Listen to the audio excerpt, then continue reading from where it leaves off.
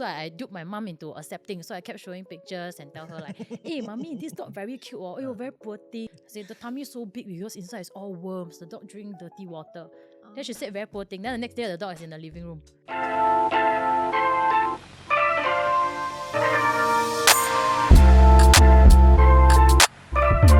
Ian, do you have any pets? No, like I used to have pets, but I realized that like pets not really like a financial burden.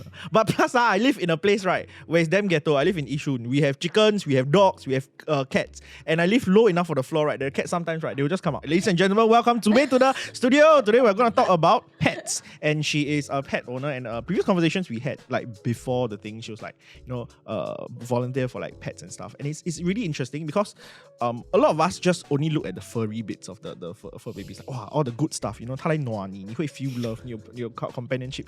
没有想过 the pets, right, actually is like humans lah, right? Got illness, sometimes they get needs, or sometimes they also tiki, right? They like, I don't want the blue color toy, I want the red color toy, or whatever. And all these things have costs. So today we're gonna talk more about what I would say like the hidden responsibilities of actually owning a pet, right? Yes. So I think to start us off, Zu Mei, can you just tell us like what kind of pets do you have? Okay, in my whole lifetime, I probably own anything you can think of.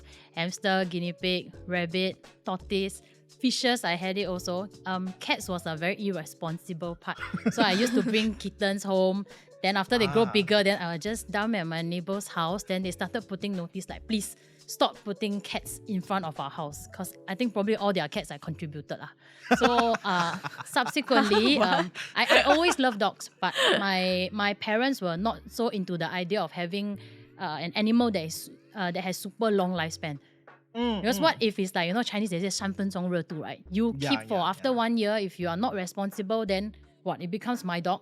So my mom made it very clear. Whenever the dog pee or poo, she will never clean. She will just walk past it. She don't care. She just make sure my brother and we will clean up everything so that until now, after 13 years, we are still the two that are cleaning after the dogs. She refused to help, like really no way. Feed the dogs also cannot. That's quite rare because I have like stories where my cousins, right, they want to get a dog, so they got a dog. Then at first, right, the mom of the family was like, no, I'm not gonna clean. Then after that, the daughter also tiki one. It's like, hey, 她在living room 大便，你一定会闻到. She just refused to do it. So eventually, right, it got so bad, right, she just swept it to their room, to let them clean up. Because you have to learn responsibility. At that point my time, mom like, is not so evil. But they're like 16 plus. Eventually, right, because the kids go out to work, then you spend more time with the family.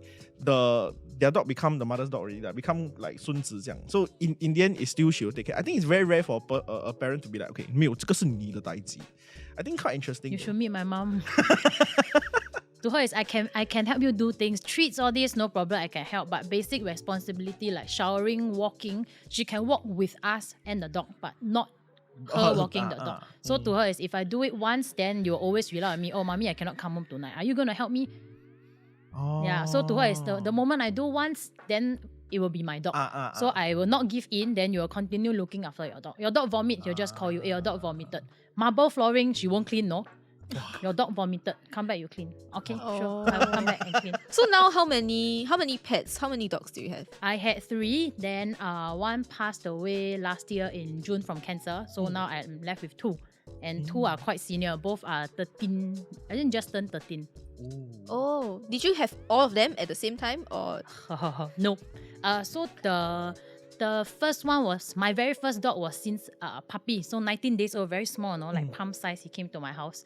Then I just pretended like nobody want him. So I actually kept him and his brother. I had 2. So I wanted to rehome. I used to do rehoming. So I bring puppies home, I foster, then I rehome them. But really very cute, so small.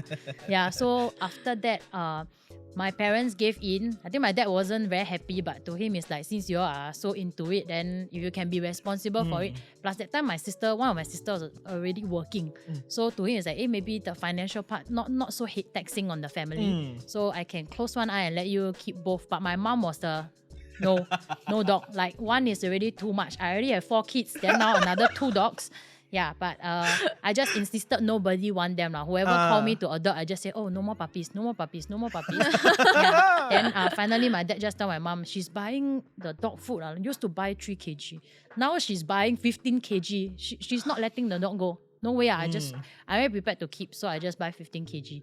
Then I kept. Then one of the brothers passed away at 3.5, surgery complication. So he passed away. So that one I still have him now, the other one, the brother, the younger one. So 13 years. Then in between, when he was about 7 years old, I thought, I started work.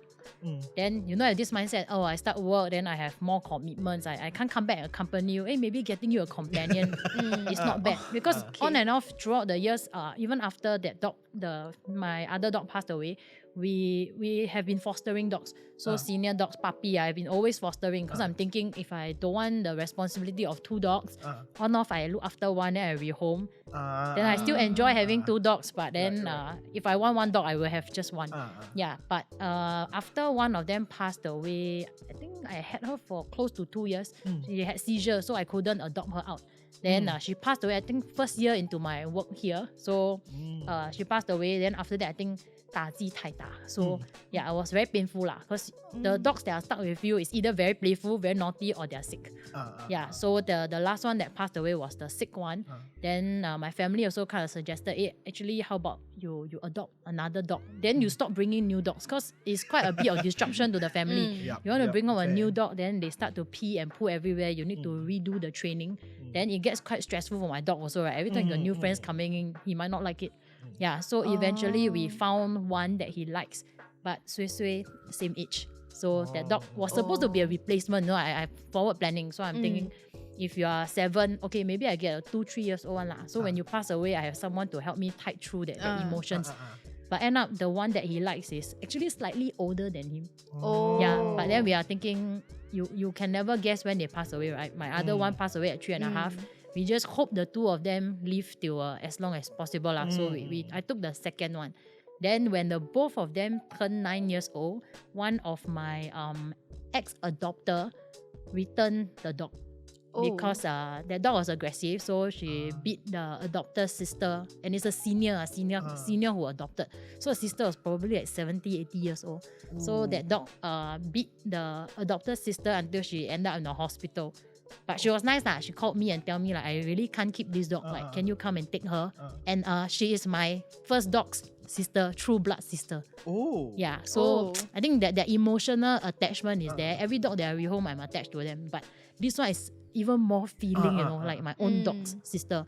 Then I happily just went down to take the dog, and surprisingly, the dog never bite me. The dog recognized me. So yeah, after that we put her in a shelter for a while, but it's very expensive to keep in a shelter. So brought it home and put it in my boyfriend's house, and she passed away last year. And she was 12.5. Okay. So I mean, well, you spoke a lot about rehoming, about you doing rehoming for dogs and all that. So I'm just a bit curious, what made you come to this decision where you want to you decide that you want to take on this kind of responsibility? Because I'm imagining it's quite difficult, right, to be able to let go of the dogs after you form an attachment to them. So how do you deal with those kind of feelings? I started because it's all my mother's fault. She don't let me keep a dog. So I went to volunteer. I mean, you don't let me touch a dog, then I will go and volunteer my free time. So I went to volunteer. Then, because I'm so enthusiastic, right? So I started fostering my very first dog. I still remember her name. She was Cupcake. So she passed away last year. I named her. Okay, so she's very cute. So I duped my mom into accepting. So I kept showing pictures and tell her hey, mommy, this dog very cute. Oh, very poor thing, very poor thing. So I keep swiping the photo, and my mom agreed. Oh, very poor thing. I said, the tummy is so big because inside is all worms. The dog drink dirty water. Then she said, very poor thing. Then the next day, the dog is in the living room. Yeah, so the dog is in the living room. Then my mom said, what's this? And I told her, then you said, the dog that you saw in the photos. You keep saying poor thing, we have to do something, right? So I took the cage, then the dog just appeared there. Then my mom is quite nice. So to her, it's like, if you don't spend money on bad habits. It's like not like I'm going clubbing, or I mean, I'm not saying that it's a bad thing. Like for my mom, it's just it's a good thing, but it's just if no one adopts her, then how she's gonna grow big? But I told her like, oh, it's okay. Like eventually it got adopted. Then next thing my dogs came already. Cannot look. I tested the water and my mom said my mom didn't really show black face. So I try my luck. I just bring two home. Nice. But the rehoming portion, I would say, it's just a by the way. I was at the shelter, then on off, they just asked if I can help to foster. Then after a while, when you foster, you go to adoption drive, you need to promote them. That's why I'm in sales now. You need to promote the puppies free of charge, You need to promote a liability to people. So we go and promote, then on off, if it's just one or two, then we will bring home. Because that time I had a helper who love dogs also. So we just look after the dog together. Okay. So these dogs usually have some kind of like health issues, or they have some kind of trauma. For mine, I rehome. We call Singapore Specials, but if you don't know what Singapore Specials is, they are actually stray dogs lah. So the crossbreed that you see running on the road. So I used to help someone to catch from the forest. I shall not say where in case people go and catch them. But I used to catch from a forest. We probably wiped out from that forest. I rehome at least, I think, close to 30 dogs from that one particular forest, because if you can't catch the mother, they will just keep giving birth. But we try lah. We try to catch the moms, then we sterilize them. If they can be rehomed, we will rehome. But some, I think they have been out for so long, we can't rehome. So we will release them after we sterilize them. At least we cut down the population. It defeats the purpose. I rehome 7 this year. Next year I get another 20. No, I ever had 3 mothers from the same forest giving birth at the same time. It was 18 puppies to rehome. That one was madness. So we try to reduce, but I think Singapore in general, more people are open to the idea of keeping bigger dog and a crossbreed. Yep. I mean, my time, I think even my uncle will tell me, why you want this kind of dog? To people, it's like this kind of dog. You don't have the money to buy a dog. You have to take this kind of free dog. But to me, I like big dogs. So Okay. And it's the same, right? Like, so long as you form the bond, then you will just love whatever. Even botak, it's okay lah. Okay.